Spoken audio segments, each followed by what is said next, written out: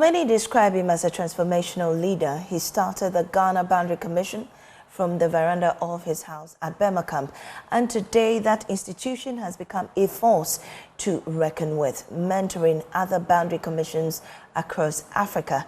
That is the story of the outgone Commissioner General of the Ghana Boundary Commission, Major General Emmanuel Kotia. At a handing over ceremony held in his honor, he urged the commission to maintain continuous inspection of the Ghana-Cote d'Ivoire maritime boundary, which was ruled in Ghana's favor in the 2017 Itlos case. Maxwell Agbagba reports.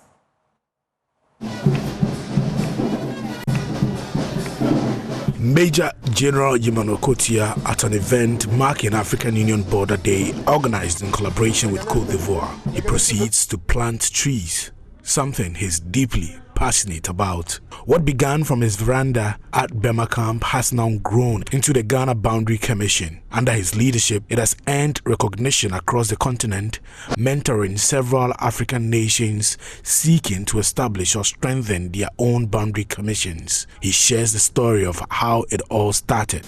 And the background is that the machinery of Ghana Boundary Commission was not in existence when I was appointed.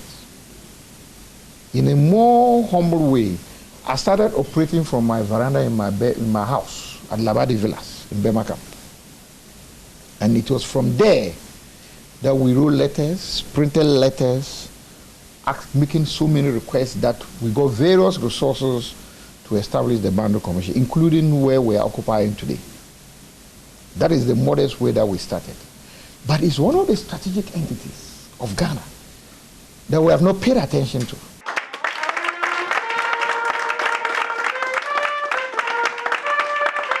Here at the conference room of the Ghana Boundary Commission, staff and friends have gathered as he officially hands over to Brigadier General Anthony Ntem. Workers praised his dedication to the commission. Major General Kotia emphasizes the critical role of the Ghana Boundary Commission in maintaining peaceful relations with neighboring countries.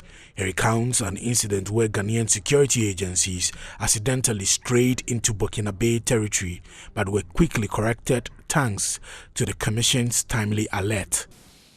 In the Bongo district, in a border town called Namo, where we went, we realized the Ghana Immigration Service had constructed a building in Burkina Faso territory. So when I asked them, when we went there, I asked them, they told me that they didn't really know where the demarcation is. This is a problem they have created for the Ghana Boundary Commission. Because once the reaffirmation starts, Burkina Faso is going to blame Ghana. Now, why is it that you people have gone to build in our land?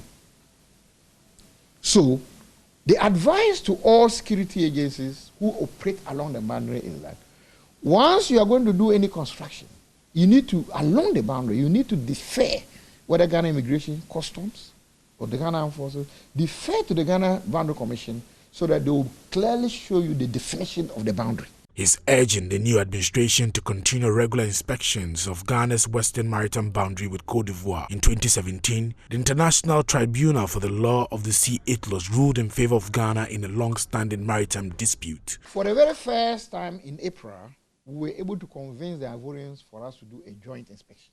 Otherwise, we were going alone. And for the very first time, the Ivorian Navy joined us. And that was fundamental. That is fundamental.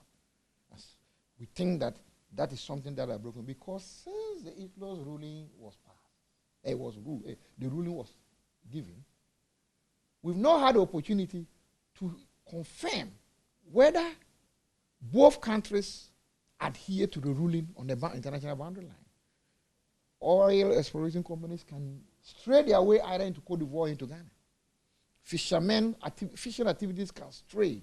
So there's a need for us to continue with this inspection regularly so that at least the territorial sovereignty of Ghana and Cote d'Ivoire is protected.